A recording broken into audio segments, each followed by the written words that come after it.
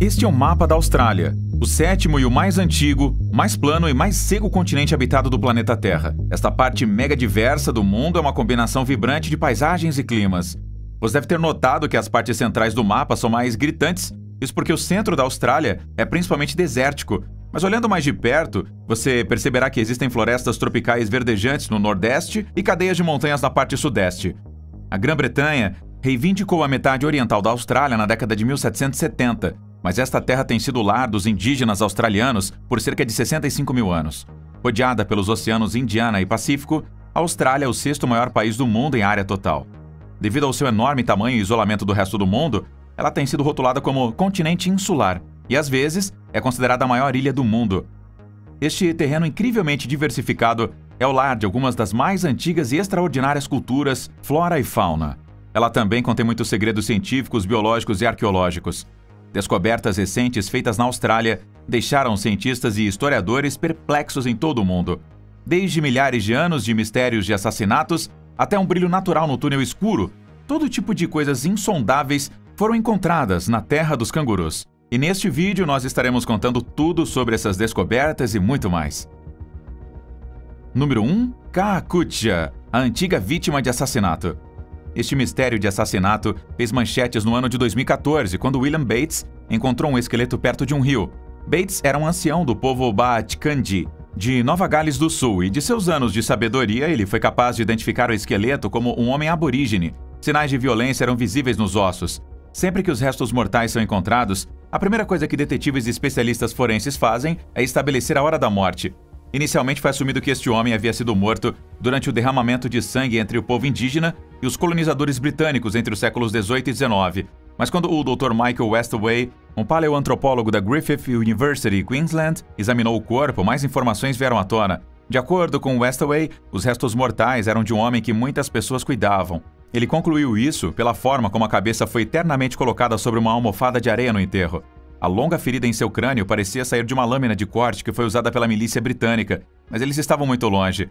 Após análise de laboratório, foi revelado que o homem aborígene havia sido morto no século XIII, centenas de anos antes da chegada dos britânicos na Austrália, e introduzido objetos de metal.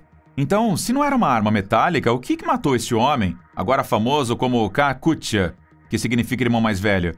De acordo com uma teoria, a lesão fatal resultou do liu-liu, um taco afiado, mas Westaway apontou para um símbolo aborígene icônico, o bumerangue, uma arma de arestas vivas muito provavelmente soldada pelo inimigo de Kakutja. Esta descoberta apoia a teoria do conflito intertribal. Outra prova é a série de pinturas rupestres encontradas onde o corpo de Kakutja foi recuperado. Estas retratam duas tribos em diferentes cores, soldando escuros, bumerangues e tacos. Os cientistas estabeleceram agora que Kakutja morreu de um golpe fatal na cabeça há cerca de 800 anos. Estes ossos fornecem uma visão chocante da vida, como, por exemplo, morte e tumulto tribal na Austrália pré-colonial. 2. O machado mais antigo da história conhecida. Na remota região de Kimberley, na Austrália Ocidental, um pedaço do machado mais antigo do mundo foi desenterrado pelos arqueólogos australianos. Este fragmento de machado tem apenas o tamanho de uma miniatura, mas este pequeno pedaço tem sido uma mudança no jogo do campo da arqueologia. Ela data do período da Idade da Pedra, de 45 mil a 49 mil anos. Esta é a mesma época em torno da qual os humanos chegaram neste continente. Isto é cerca de 10 milênios antes que qualquer descoberta anterior do machado. Segundo o professor Peter Hiscook, da Universidade de Sydney, este machado revela que os primeiros australianos foram inovadores tecnologicamente. Este fragmento foi originalmente escavado no início dos anos 90 pela professora Sue O'Connor, da Universidade Nacional Australiana, entre uma sequência de ferramentas, obras de arte, restos de comida e outros artefatos. Estes foram encontrados no Carpenter's Gap, um grande abrigo rupestre conhecido por ser um dos primeiros locais ocupados pelos humanos modernos. O professor O'Connor afirmou que um machado antigo não foi encontrado anteriormente em nenhum lugar do mundo.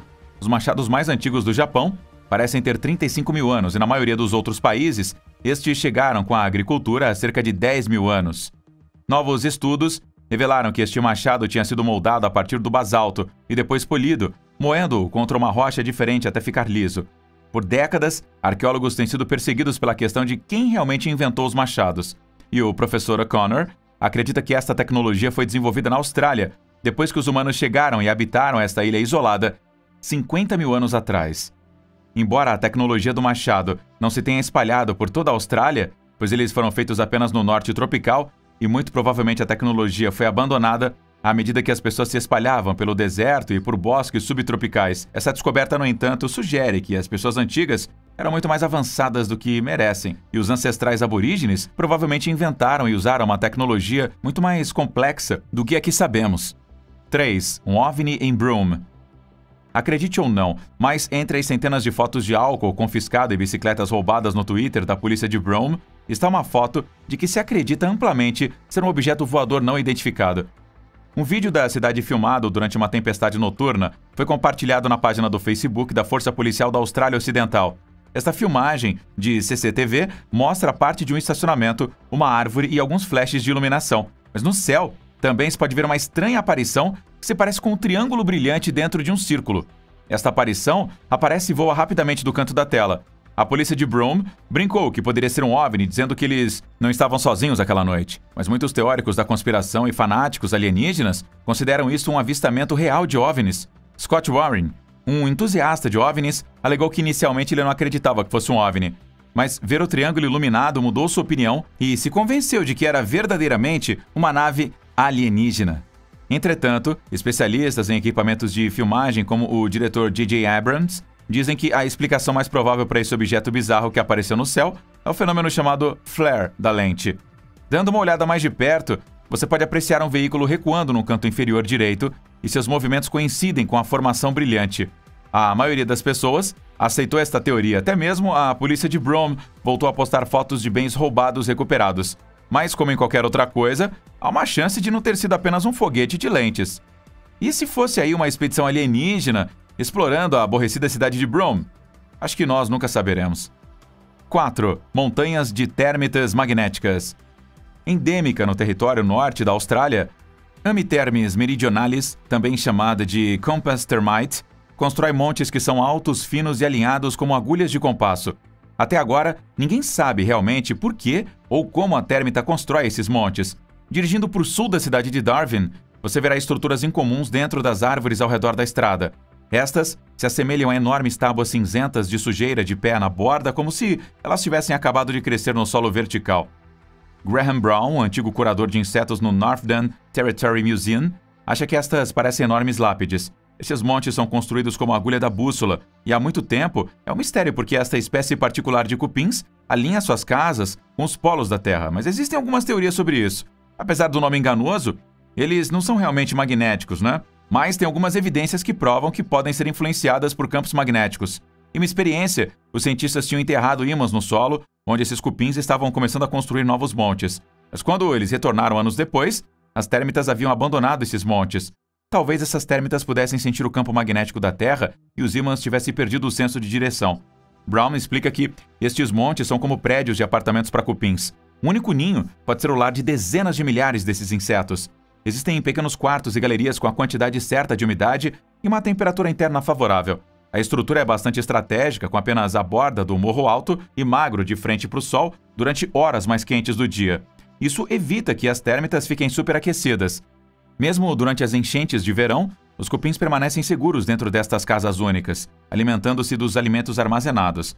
Agora, o que confunde os biólogos e etimologistas é o fato de que apenas esta espécie constrói montículos apontados para o norte e o sul. Se este método de construção tem mais vantagens, por que todas as espécies de cupins não fazem? Número 5. Gympie Tree. Este arbusto aparentemente inofensivo é um membro da família Urticaceae e tem o nome da cidade australiana de Gympie. O nome é originário da língua indígena do povo Gubbi-Gubbi. É nativo das áreas de floresta tropical do nordeste da Austrália. É encontrado principalmente nas clareiras da floresta tropical e ao longo das pistas e trilhas dos riachos. Esta planta venenosa tem folhas causando uma das picadas mais dolorosas do mundo inteiro e não tem antídoto para isso.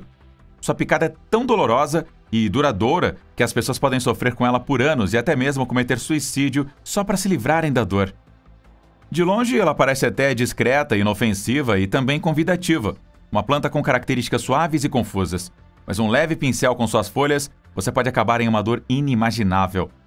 A dor tem sido descrita como ser queimado com ácido quente e eletrocutado ao mesmo tempo. Além disso, não tem um período definitivo para a dor desaparecer. Pode levar meses e até mesmo anos para desaparecer. Estes arbustos geralmente crescem até 3 metros de altura e suas folhas são em forma de coração com bordas serrilhadas. Os pequenos filamentos de cabelo nos caules e nas folhas da planta são o que liberam a toxina dolorosa para o seu corpo. A ponta de cada filamento tem um minúsculo bulbo contendo a neurotoxina. Este bulbo pode facilmente se romper e se alojar na pele humana. Dizem que a dor causada pela Gimpy ser lendária seria um eufemismo. A.C. Macmillan, um agrimensor de estradas do norte de Queensland, relatou que em 1866, que em um encontro com esta planta, o seu cavalo de carga foi picado. A pobre criatura ficou louca e morreu em 2 horas devido à dor. Ernie Ryder, um homem infeliz que acabou sendo esbofeteado no rosto, braços e peito por esta planta ameaçadora em 1963, lembrou que parecia que mãos gigantescas estavam tentando esmagar seu peito. A dor era insuportável durante os primeiros dias e que ele não conseguia realizar tarefas básicas. De acordo com Ernie, a picada persistiu por 2 anos inteiros e se repetia toda vez que ele tomava um banho frio. Em casos graves, os gânglios linfáticos sob seus braços também poderiam inchar e vibrar dolorosamente. Isto pode durar de 1 a 4 horas. Os pesquisadores descobriram que a toxina do Gimpy é incrivelmente resistente ao calor e quimicamente estável. Isto significa que até mesmo as amostras botânicas secas desta planta, que acumulam pó em um museu por séculos, ainda são perigosas e podem picar você. E ainda hoje não há nenhum antídoto ou medicamento de sucesso para tratar a dor causada por esta planta horripilante. 6. Quedas horizontais. Essas quedas também são chamadas de Garangedin pelo povo indígena local, muitas vezes referidos como horrors. Localizado na costa da região Kimberley, na Austrália, Sir David Attenborough a chamou de a maravilha natural mais incomum da Austrália. Ele observou que poucas pessoas no mundo tinham visto essa maravilha natural por volta de 15 anos atrás. Esse fenômeno oceânico é o resultado de mudanças de maré incrivelmente altas que comprimem as 2 estreitas quebras na costa de Kimberley. Parece que alguém puxou o plug no oceano. Esta cachoeira se forma quando a água do mar corre por 2 desfiladeiros curtos e extremamente estreitos, a apenas 300 metros um do outro.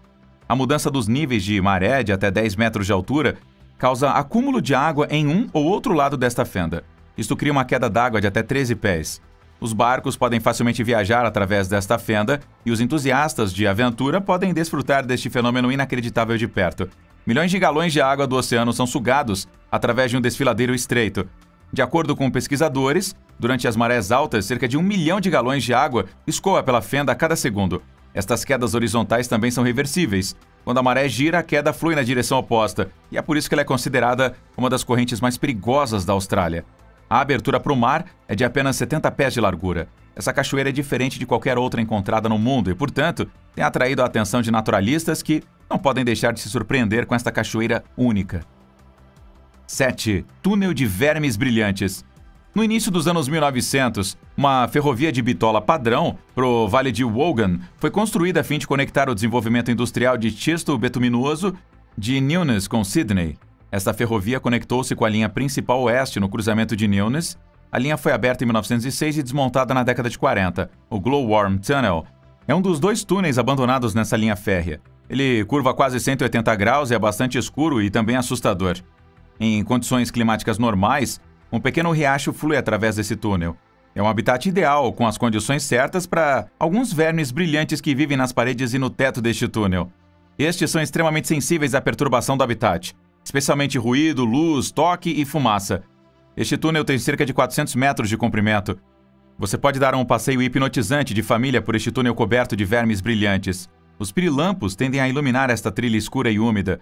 Os exploradores têm que atravessar um caminho um pouco acidentado de carro e caminhar pelas trilhas abandonadas, cercadas por florestas exuberantes, gargantas estreitas e estranhas formações rochosas, para chegar a este túnel iluminado por brilhantes manchas de luz verde-azuladas. Os pirilampos são insetos de corpo mole, também chamados de vermes cintilantes ou insetos luminosos. Eles usam a bioluminescência durante o crepúsculo para atrair companheiros e presas. Eles produzem luzes frias sem frequências infravermelhas ou ultravioletas, que podem ser de cor amarela, verde ou vermelho pálido. As pessoas que visitam este túnel têm que desligar suas tochas, colocar seus telefones em silêncio e parar de conversar antes que as luzes brilhantes apareçam. Número 8. Caracóis cone. Cerca de 133 espécies de caramujos cones venenosos são encontrados nas águas da Grande Barreira de Corais localizada em Queensland. Eles foram chamados de tanque subaquático pela National Geographic. Eles se aproveitam de peixes, moluscos e minhocas. As espécies mais venenosas destes cones são responsáveis por infligir lesões graves aos humanos. O cone geográfico, ou Conus geographicus, é uma espécie de caramujo-cone grande que cresce em torno de 120 milímetros de comprimento. Estes são letais, mas não particularmente agressivos para os seres humanos. Os caramujos-cones são criaturas inteiramente marinhas e são frequentemente encontrados deitados sobre pedras, escombros, areia e até emaranhado de ervas daninhas ao longo da costa, desde o oeste da Austrália até o sul de Queensland. Esses caramujos usam probóscide, um apêndice longo e móvel com um arpão letal carregado com 100 neurotoxinas diferentes. Eles caçam à noite e paralisam suas vítimas esfaqueando-as com a probóscide. Sua picada inicialmente parece uma picada de abelha, mas logo depois as coisas pioram. Dor severa, formigamento e dormência são sentidos na área picada. Em casos extremos, a pessoa pode ter dificuldade para falar, sofrer de visão dupla e pode até desenvolver paralisia respiratória. Uma picada de cone de caramujo requer atenção médica imediata. Até agora não tem nenhum antídoto disponível para um veneno de cone de caramujo, então mergulhadores e exploradores devem ser extra cautelosos ao lidar com estas criaturas. Número 9. O Homem Marie. Também conhecido como Stewart's Giant, este hieróglifo moderno foi descoberto em 1998 por Tracksmith, um piloto charter em um sobrevoo. Ele estava voando entre Marie e Cobber Patty. Ele retrata um homem indígena australiano caçando com a ajuda de um pau. Ele está localizado em um platô em Finnis Springs, cerca de 60 quilômetros a oeste do município de Marie. Misteriosamente, este hieróglifo do homem de Marie fica logo após a área proibida de Woomera, de 127 mil quilômetros quadrados. O número em si é de cerca de 2,7 quilômetros de altura, com um perímetro de 28 quilômetros. É considerado um dos maiores geóglifos do mundo, ficando apenas atrás das linhas Sajama. Ninguém sabe muito sobre sua origem. Até agora ninguém reivindicou a responsabilidade por sua criação e nenhuma única testemunha ocular foi encontrada. Os cientistas são incapazes de responder como alguém desenhou este homem maciço, pois não é um trabalho fácil formar um esboço deste tamanho no chão do platô. O nome Stewart Giant foi dado a ele em referência a John McDowell Stewart, um explorador. Faxes anônimos enviados à mídia como um comunicado à imprensa em julho de 1998 chamaram a atenção para ele. Logo após sua descoberta, o governo australiano fechou esse site para o público depois que os reclamantes do título nativo tomaram medidas legais. Em 16 de julho de 98, um pequeno frasco de vidro foi encontrado no local recém-enterrado. Ele continha uma foto de satélite do Mary Man, junto com uma nota com a bandeira dos Estados Unidos e algumas referências aos davidianos do ramo. Alguns acreditam que Bardius Goldberg, um artista do norte do território de Alice Springs, pode ter criado esta obra-prima porque ele era conhecido por seu interesse em fazer arte que era visível do espaço exterior. Entretanto, ele se recusou a confirmar ou negar essa teoria. Portanto, ninguém pode dizer com certeza quem desenhou o homem Marie. 10. Cooper, ou dinossauro. Em 2006, paleontólogos descobriram a maior nova espécie de dinossauros da Austrália em uma fazenda privada localizada a 1.000 quilômetros a oeste de Brisbane. Os ossos fossilizados que eles descobriram pertenciam a uma Australotitan cooperensis. Pertence à família Titanossauro, que percorreu a Terra há cerca de 100 milhões de anos. Levou 15 longos anos para que pesquisadores e cientistas estudassem e analisassem estes restos mortais. De acordo com um relatório da AFP, eles chamaram este dinossauro de Cooper.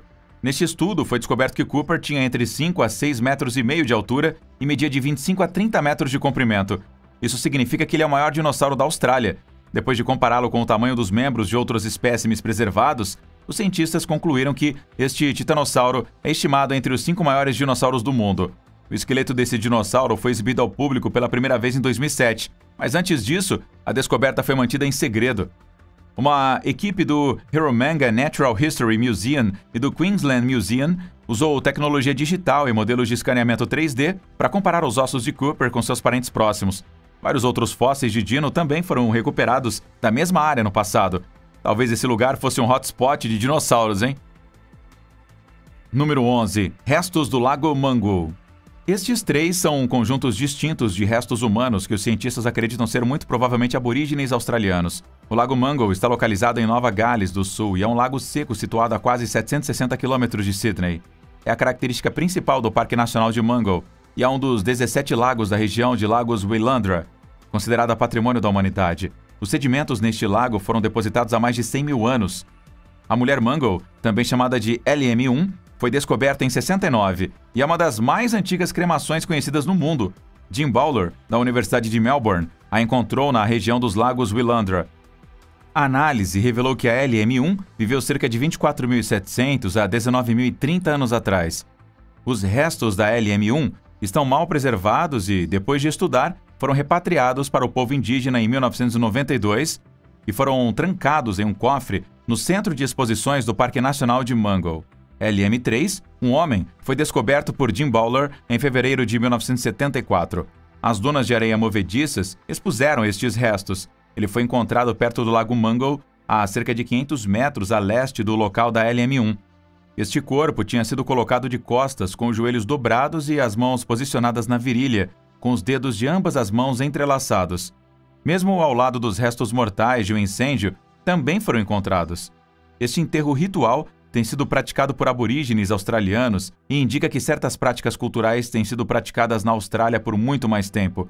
O comprimento dos ossos dos membros da LM-3 foi usado para estudar a sua altura. Tinha cerca de 6 pés e 5 polegadas de altura, que é excepcionalmente alto em comparação com homens aborígenes modernos. Desde a descoberta, outros achados arqueológicos no local revelaram que os humanos chegaram e se estabeleceram nessa área cerca de 50 mil anos atrás. Antes, acreditava-se que os aborígenes chegavam da Ásia e habitavam esta área apenas 20 mil anos. De acordo com os paleoantropólogos da ANU, os restos mortais LM-3 têm entre 28 mil e 32 mil anos de idade. Outro humano, chamado LM-2, também foi descoberto na mesma área. LM-1, LM-2 e LM-3 são os restos humanos mais antigos encontrados no continente australiano.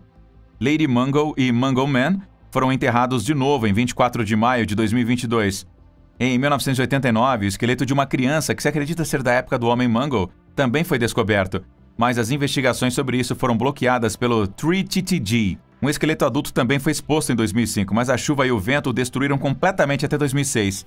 Entrevistas detalhadas referentes a esta descoberta foram adicionadas à estratégia de coleta indígena da Biblioteca Estadual de Nova Gales do Sul, e depois que os restos mortais foram enterrados novamente.